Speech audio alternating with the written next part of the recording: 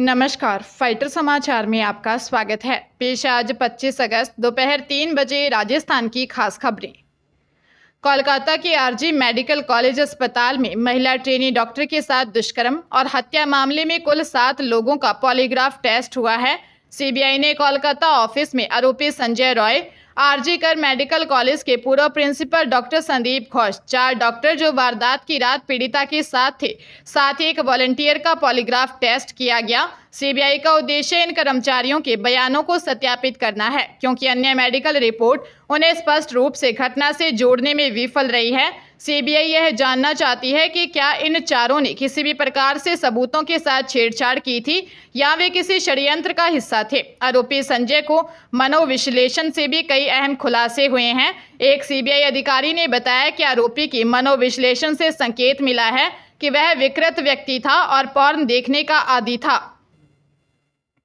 पंजाब के अमृतसर में एनआरआई हरपाल सिंह पर उसके घर में घुसकर फायरिंग की गई। इस घटना में युवक को 2 गोली लगी है। घायल की पहचान सुखचैन सिंह के रूप में हुई है, जो अमेरिका में रहता था। घटना का वीडियो भी सामने आया है। फिलहाल घायल एनआरआई सुखचैन सिंह का अस्पताल में इलाज चल रहा है। जानकारी के मुताबिक जिम जाने से पहले वह दांत साफ कर रहा था, तभी 2 युवक घर में घुस आए। उन्होंने एनआरआई युवक पर हमला कर दिया।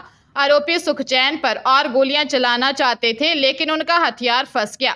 मां और बच्चे हाथ जोड़कर युवक को छोड़ देने की गुहार लगा रहे थे। घटना के बाद आरोपी मौके से फरार हो गए। पुलिस मामले की जांच कर रही है।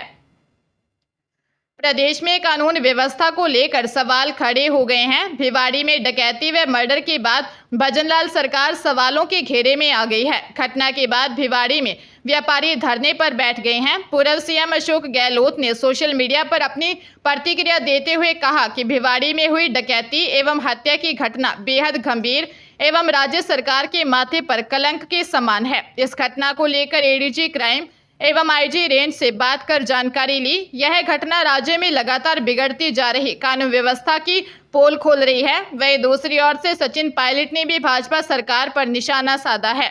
पायलट ने कहा कि एक तरफ भिवाड़ी में आतंकी ट्रेनिंग सेंटर पकड़ा गया है, तो दूसरी ओर वही ज्वेलरी शॉप पर खुलेआम डकैती की वारदात के दौरान शोरूम मालिक की गोली मारकर हत्या कर दी गई। यह स्थिति बहुत भयावह व चिंताजनक है, लेकिन प्रदेश की भाजपा सरकार लाचार नजर आ रही है। रेलवे भर्ती बोर्ड यानी आरआरबी ने टेक्नीशियन ग्रेड प्रथम सिग्नल और टेक्नीशियन ग्रेड 3 पदों के लिए की जा रही भर्ती में रिक्तियों की संख्या में बढ़ोतरी की है। पहले 18 श्रेणियों में 9,144 पदों पर भर्ती होनी थी। अब इन्हें बढ़ाकर 40 श्रेणियों में 14,298 पद कर दिया है। बोर्ड ने आवेदन की नई तिथियों की घोषणा नहीं की है। इन पदों के लिए सामान्य, ओबीसी और ईडब्ल्यूएस श्रेणी के उम्मीदवारों को 500 रुपये आवेदन शुल्क देना होगा। परीक्षा में बैठने पर इन्हें 400 रुपये वापस कर दिए जाएंगे, जबकि एससी, एसटी और सभी श्रेणी की महिला उम्मीदवारों को 250 रुपये का आवेदन शुल्क देना होगा। ये परीक्षा में बैठने के बाद पूरा वापस कर दिया जाएगा। टेक्नीशियन ग्रेड प्रथम सिग्नल पदों के लिए आवेदन की आयु सीमा 18 से 36 वर्ष है। वह टेक्नीशियन ग्रेड 3 पदों के लिए आवेदन करने की आयु सीमा 18 से 33 वर्ष है। भरतपुर के उज्जैन में एक कार और बाइक की आमने सामने टक्कर हो गई। घटना में बाइक सवार 2 सगे भाइयों की मौत हो गई। घटना के बाद कार का ड्राइवर कार छोड़कर फरार हो गया। पुलिस कार ड्राइवर की तलाश कर रही है।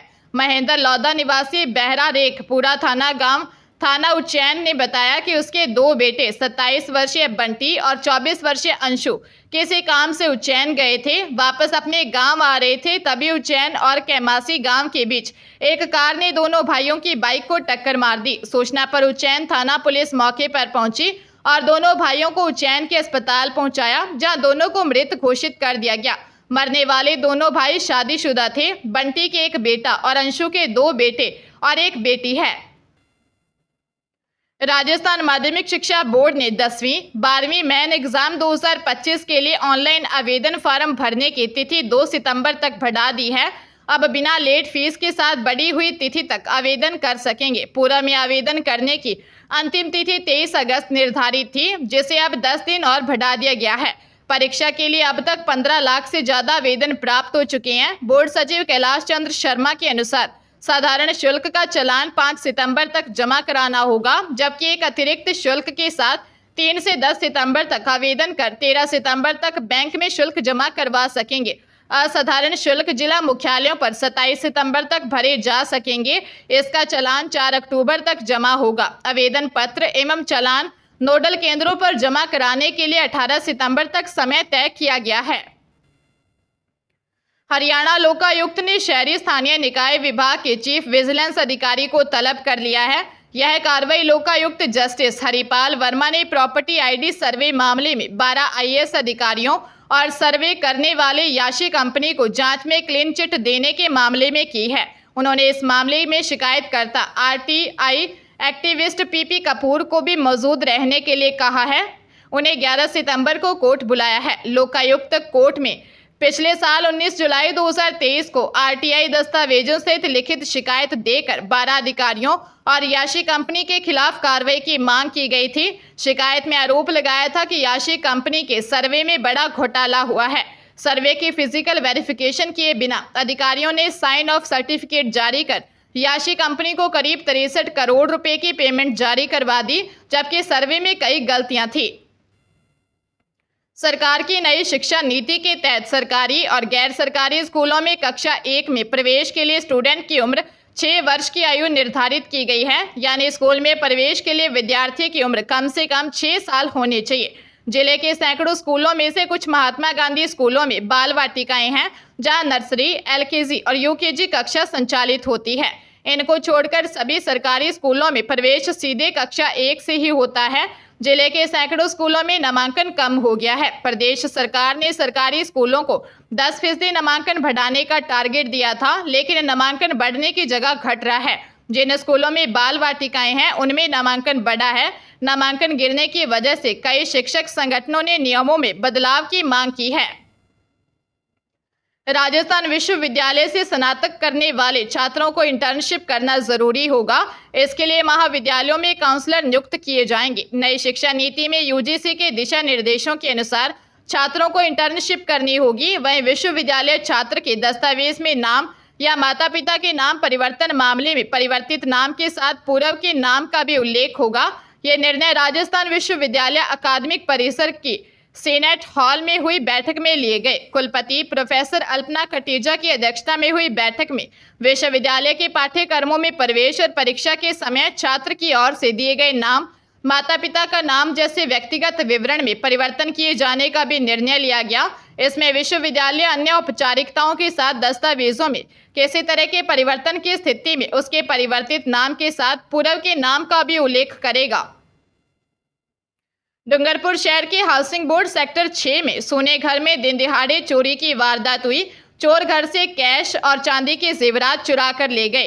कोतवाली थाने में पीड़ित बद्रीलाल जोहियाला ने बताया कि रोहनवाड़ा गांव में मकान का काम चलने की वजह से गांव गया था। घर पर उसकी 15 वर्षीय बेटी यशवी अकेली थी, जो स्कूल गई थी। शाम के समय वे वापस घर लौटकर आई तो घर का दरवाजा खुला था।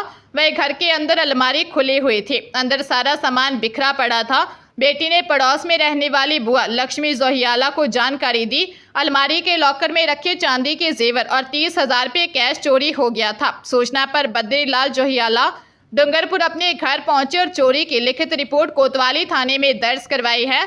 फिलहाल पुलिस चोरों की तलाश कर रही है।